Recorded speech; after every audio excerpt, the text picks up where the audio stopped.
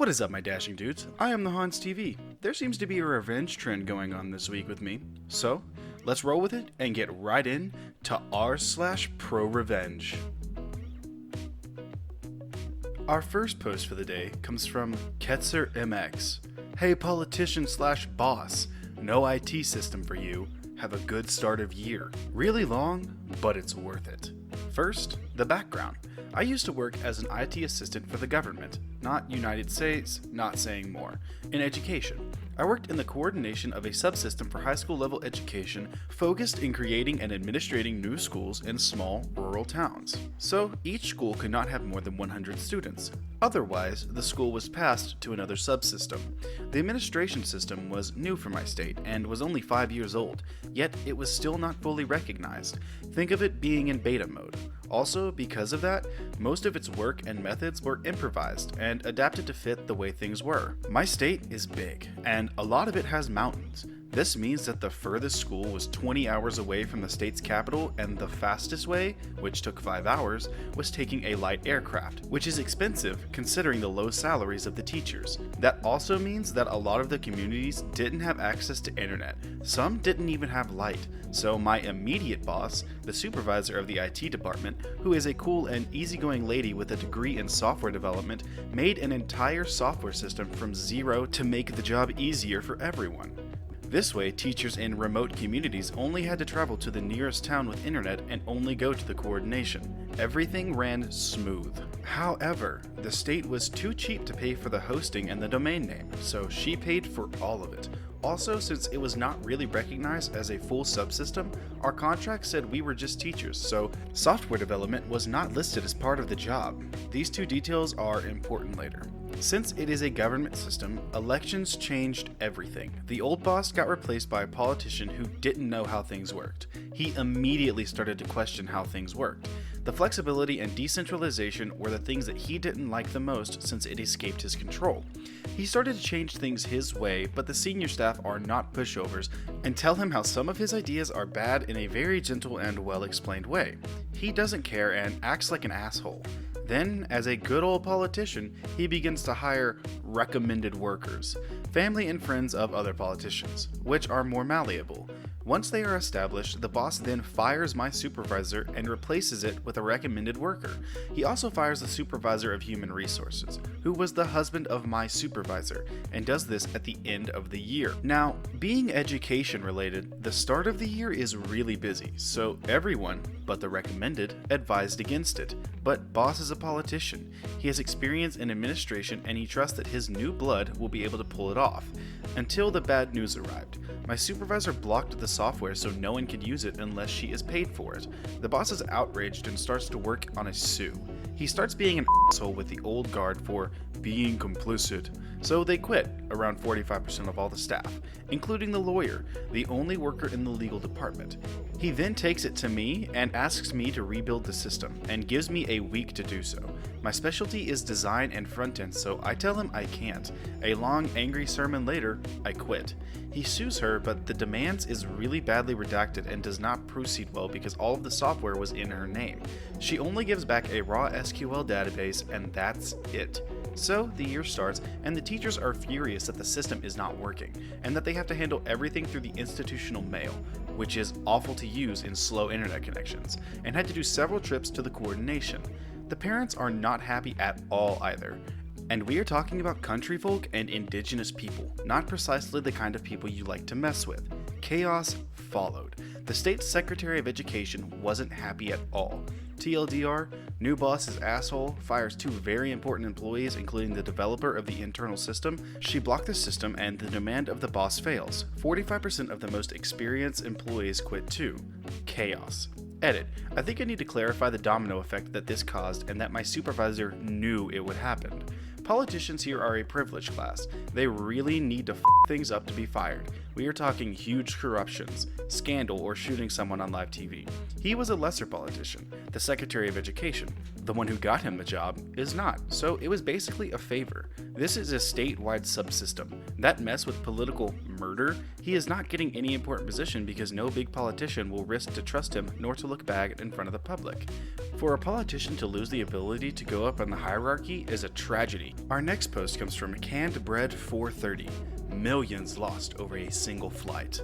I was doing some HR training at work today, and the HR rep told a story which was given as an example of one of the consequences of poor customer service. When my coworker was going to be married, the wedding was out of state, so as to be closer to his and the bride's families. One of his friends who was going to be in attendance had to fly coast to coast across the US in order to attend. The day of the wedding, his flight was canceled, and the airline refused to book him a flight in time. And on top of that, were not at all kind or hospitable. As a result, he missed his good friend's wedding, and this pissed him off. What the airline didn't know was that this particular person worked as a travel agent. His job was to book commercial flights for large groups. This airline was one of the bigger international airlines based in the US, and someone he would normally consider when booking flights. However, after this airline refused to rebook his canceled flight and caused him to miss his best friend's wedding, he refused to even consider them as an option for his clients. He was so pissed off by the airline's customer service that he even kept track of how many times he could have booked a flight with them, but instead chose another, perhaps even more expensive option. Over the next couple of years, he cost the airline over $2 million in lost revenue because they were rude to him and refused to rebook his flight, causing him to miss his friend's wedding. Obligatory sorry for formatting. I'm on mobile. Our next post comes from Guela Papyrus. Don't mess with Real Big Toby. It's been long enough and I doubt they're going to come after me, so here goes. I adopted a full-bred husky in the Pacific Northwest. We named him Toby, but after a while, he developed the name Real Big Toby. He wasn't a huge muskie or Malamute, but boy did he look beautiful, and boy was his personality real big. He had one blue eye and one brown eye, which never failed to trip people out. That is a genetic disorder, and it's called heterochromia, and it's very rare, but it's also very, very beautiful and very common amongst huskies, just so y'all know. On top of that, he was a huge ham, loved attention, and would actually talk to you about how his day was going. It got to the point where it was kind of stupid to put him on a leash. I would tell him to stay when I went into class, for example, and he'd be passed out or getting the chicks to scratch his belly when I came out. Every time. The dean of the college even knew him on a first-name basis and started to bring his dog into work after watching Real Big Toby do his thing. At the time, I lived in a mountain town, attended college, and was an avid mountain biker, so having a dog that would happily and easily do 30 miles in a day was cool. He would follow us everywhere we went. My mountain bike was my only source of transportation, so we became very in tune with one another. He was a husky after all, so you could tell when he ran that this was exactly what he was born to do. Toby was such a super good boy. He listened, paid attention, and never left my side. He had a seat designated for him on the deck at the local coffee shop, which meant you had to walk by him and try to resist giving him a scratch if you wanted to go inside. It got to the point where just about everyone in this fairly small town got to know Toby on a first-name basis. Every once in a while on mountain bike runs, we would get separated or Toby would just get sidetracked on the way down the hill.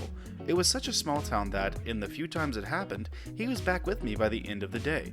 The police all knew him from around town. The pound knew him, so if anyone called, they just give them my number. One day it happened again. He got lost on the way down the hill. Only this time, he didn't come back. No call, nothing. For days. It got to the point where I started asking around town. If you've ever lived in a small town, you know. It's hard to keep a secret. After about a week, a friend says he saw Toby and tracked the guy down and gave him my number. He never called. After searching trying to find this guy, I finally got a breakthrough. He worked at the college. Now, I am aware how stupid people can be when they receive an animal. Toby was ripped. You could see his muscles bulging out of his fur. He didn't have an ounce of fat on him because, you guessed it, he was in excellent shape. I fed him mostly a raw diet, and what kibble he did get was the best you could buy.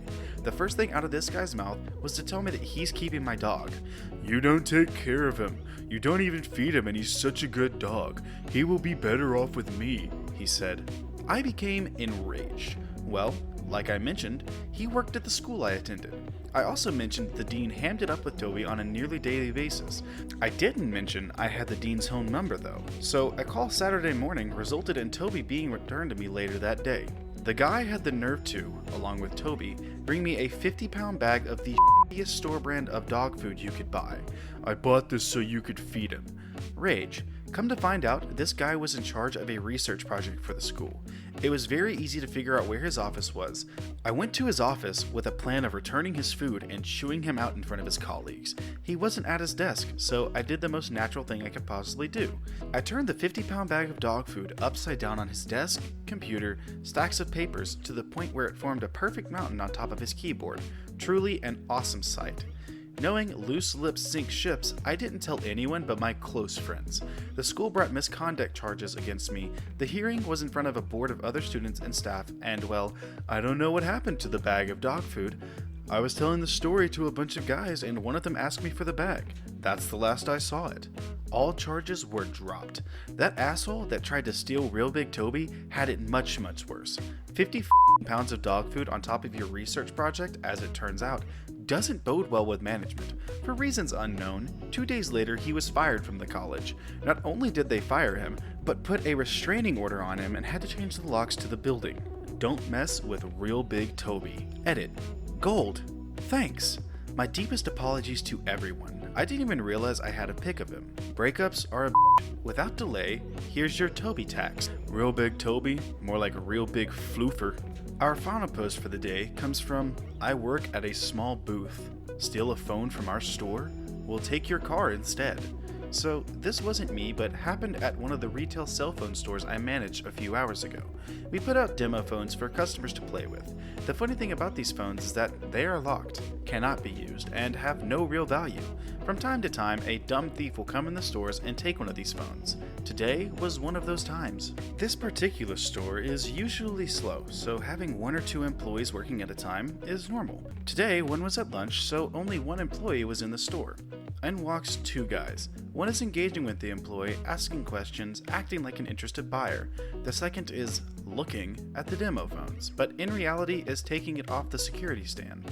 The employee notices the guy has removed the demo phone from the security device and turns to look at him. The thief makes a run towards the door, and unbelievably, the employee tackles the thief.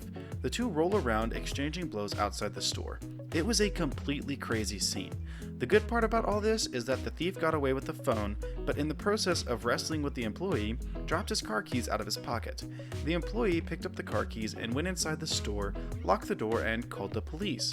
To keep a longer story short, the cops came and towed the thief's 2016 Honda Accord, so he got a play phone that is as good as worthless and lost a good car. Also, the cops were easily able to identify the thief and put a warrant out for his arrest. Well, alright my dashing dudes, that is going to do it for today's episode of r/ProRevenge. I hope you liked the stories. If you did, I'll link them in the description as always, and if you liked the video, feel free to drop a sub, a like, and a comment down below with what you'd like to see me read next. A huge thank you to everyone who has subscribed in the past few weeks. I wouldn't be able to do this without you guys, and it makes me feel really good inside knowing that people are really liking the content that I put out. But with that being said, I will see you in the next video.